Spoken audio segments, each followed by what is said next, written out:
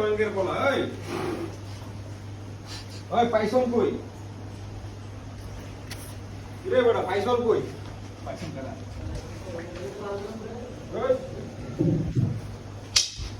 এই তোর কি সমস্যা কি রে হ্যাঁ কাপ কাপ আর বিল্লা খায় আছে তোর কি এটা লাগবো ল ও এটা হচ্ছে কি লবণ না হ্যাঁ এটা খেলে ঢুকতে পারে গরু ল আবার দেখা